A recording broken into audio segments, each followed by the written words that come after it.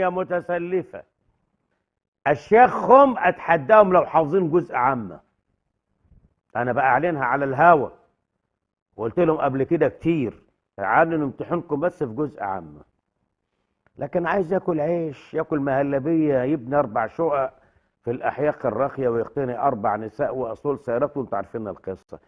A few moments later. إن الله تعالى ذكر مصر في 28 موضعا في القرآن الكريم.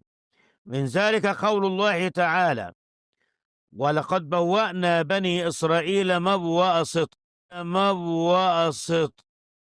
ولقد بوأنا بني إسرائيل مبوأ صدق ورزقناهم من الطيبات.